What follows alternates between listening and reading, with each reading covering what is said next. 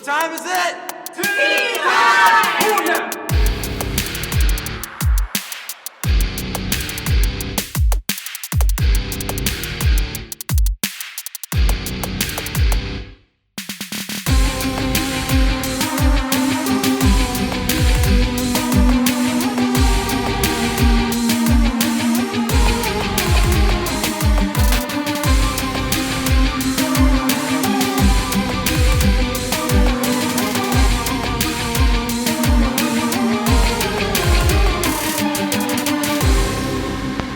And welcome back.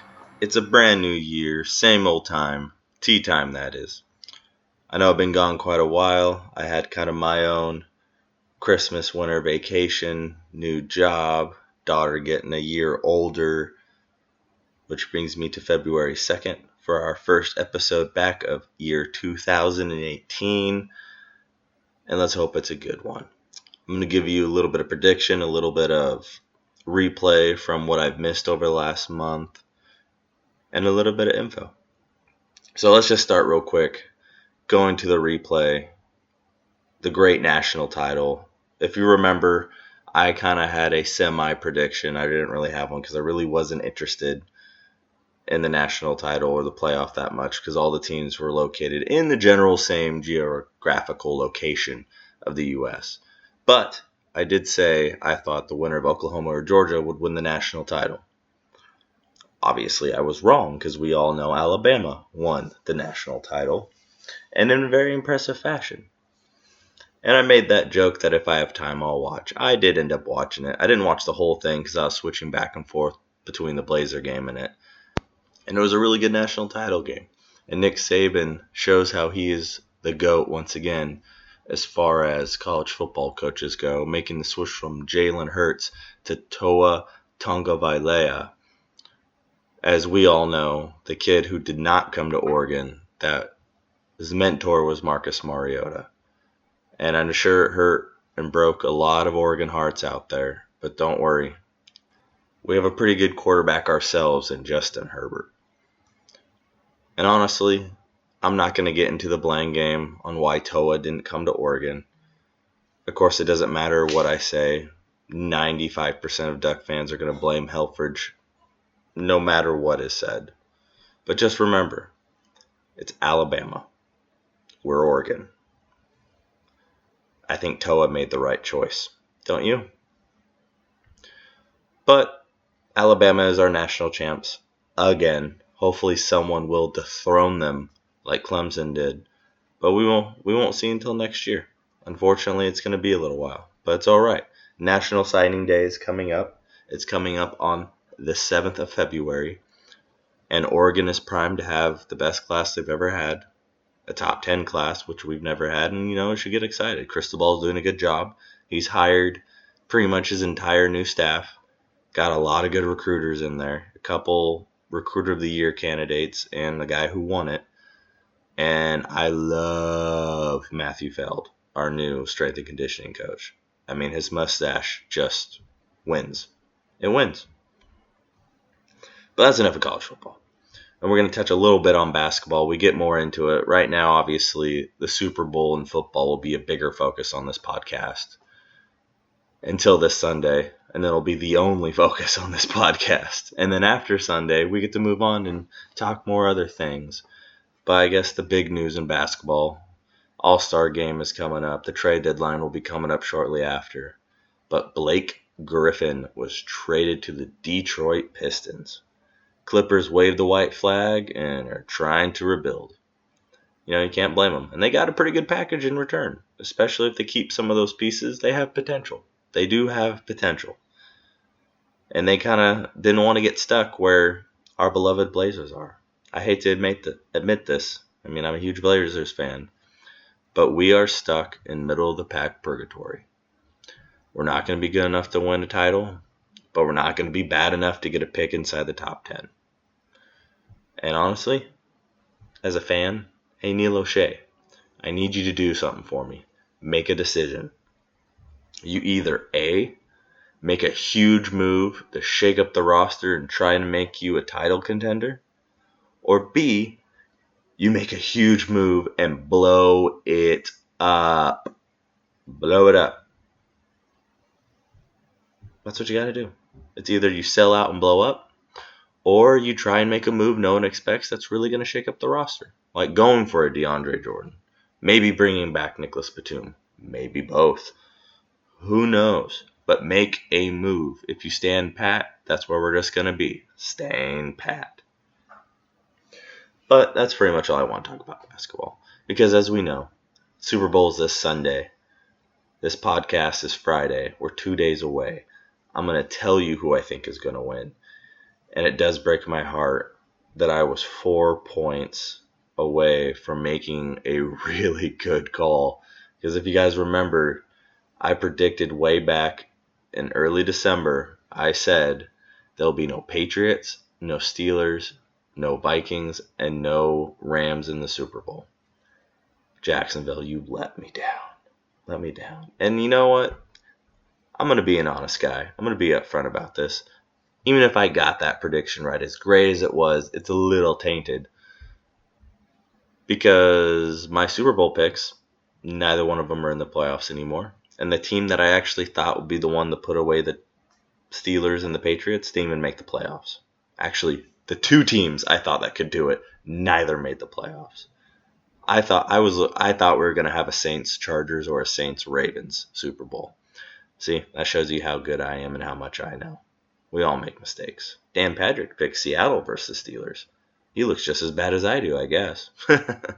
But nonetheless, I'm also going to tell you what this Super Bowl is, what the ending to this year actually means for the New England Patriots and their dynasty.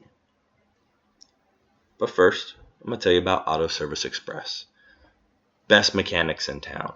Tom Radican, aka Tom Slick, will take care of you, no matter what your needs are, whether it be a headlight, your brakes, your tires, oil change, fluid flush, transmission, anything. I go to him for everything, and he always gives my car back to me in better shape than when I took it to him.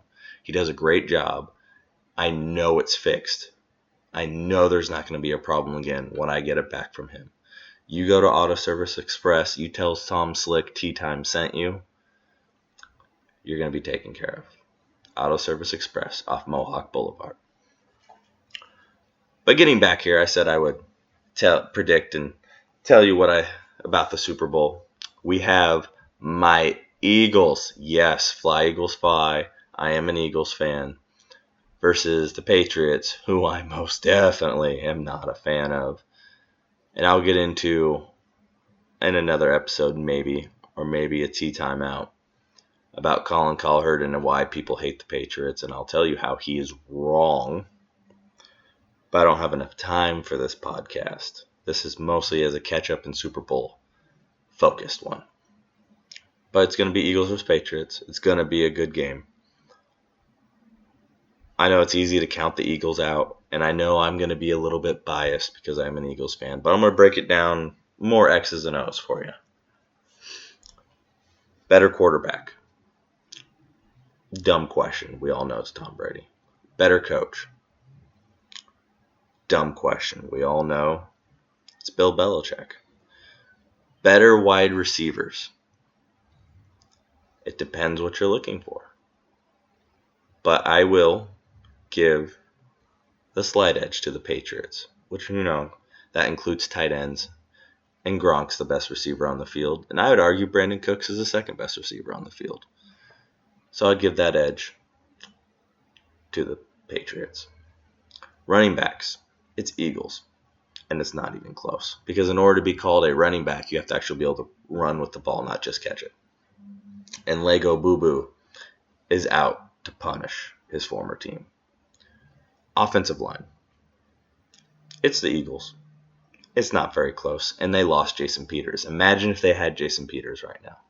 But they got the better offensive line. They have the top two offensive linemen, period. And they're both on their side of the ball. And Jason Kels and Lane Johnson. Defensive line. Yeah, that's the Eagles. With former Patriot Chris Long. Linebacking core. That is the Eagles. Mostly because the Patriots lost Dante Hightower. Secondary. That's the Patriots. I'll give that to the Patriots. Special teams, total wash. Total wash. Both have really good kickers. Both have good return games. Both have good punt coverage. And why am I breaking all that down? It doesn't matter. Rarely does it actually matter on paper who's the better team. Because they don't always win. Because the Patriots were the better team on the field and on paper and lost to the Giants twice. So it really doesn't matter. And they only beat the Eagles back in 2004 by 3 points. And this is a different Eagles team than then. But I'm not good with spreads. I don't like spreads. But in my analyticalness, new word there for you, the Eagles are going to win the Super Bowl. And they're going to win the Super Bowl because I think they're going to successfully do what you need to do to beat Tom Brady. The Giants did it. Seattle's done it over the years in the regular season. And mostly did it in the Super Bowl against them. But how you beat Tom Brady and the Patriots has not changed in a decade. It's the same. The problem is everyone knows the way you beat them. It's a matter of actually successfully doing it. But how you beat Tom Brady is, one, you hit him. You knock him off his spot. You sack him. You make him move. He's got stone for feet. Period. I have a better chance at dunking than that dude does. And I'm 6 feet tall. But that's what you gotta do. You gotta hit him. Offensive line is not gonna have an easy time with this defensive line. Brandon Graham, Fletcher Cox, Vinny Curry, Chris Long, those guys are going to get in the backfield and they're going to knock Brady around. That doesn't mean Brady won't score and do his thing, but that's how you get to him. You have to just knock him out. You got to make him have to move. That's the first key. You have to disrupt Brady. Confusing him is not going to work. Going man-to-man and having zone and trying to make him squeeze it, no, he's not going to do that. He's always going to have the right man that he wants to throw it to. You have to make him do what he doesn't want to do, and that's move from his 2 stone feet from where he plants him in the ground after he receives the hike. Second thing you need to do, you need to get vertical. Belichick is a defensive mind. He's not an offensive mind. He's a defensive mind. And what has always been the weakness of his defenses? When you have a guy who can get vertical on you, a la David Tyree catch, a la Mario Manningham catch, you get vertical on them. For some reason, whatever it might be, Belichick schemes don't do well if you can get 30 to 50 yard chunk yardage on them. It's weird. Every year, don't matter who he has as personnel, you get vertical on them. You go up the seams. You do those passes. They can't handle it. And the funny thing is, that's mostly what Nick Foles does. That really is. And those are the 2 keys. You get vertical, and you get in Brady's face. And the last key, don't beat yourself. Because the Patriots aren't going to. They're not going to make the mistakes most teams make. They're not going to let one mistake get in your head, because that's when it snowballs. You make one error interception, you let that get into your head, you're going to make a lot more. It's just the way they operate. They feast on your imperfection and your mistakes. You don't have to be perfect. You just can't let them feast on it. Short-term memory. Just be yourselves and play. That's all you got to do. Play your game. Get in Brady's face. Get vertical on the DBs. You do these things, you can beat the Patriots. And I strongly believe the Eagles will do these things. And honestly, I think it's going to be 24-21. I think it's going to be the same score as 2004, except for the reversed result. I really do. I just have this weird, odd feeling that's what's going to happen. Now watch, the Patriots are going to go and crush the crap out of them. Or the Eagles are, which I'll be a happy version of crush the crap out of them. My good friend Emmy, long devoted Patriots fan. It's either going to be him or I, or both of us in tears when that final clock hits. One of us is going to be in tears of joy. One of us are going to be in tears of sadness. But I still love you, Emmy. And I hope you still love me too when my Eagles beat your Patriots. But that's why I think it's going to happen. I think it's going to be close all the way down. I think a field goal is going to separate it. And I'm going to tell you what this Super Bowl is for the Patriots, what this means for the Patriots, what has to happen for the Patriots. And this Super Bowl is. First, let me actually tell you a little bit about Oregon Grown. Oregon Grown is a locally owned company by a good friend of mine, James Lee. It's for all of us folks that grew up in Oregon or transplanted to Oregon. It don't matter because we're Oregon Grown.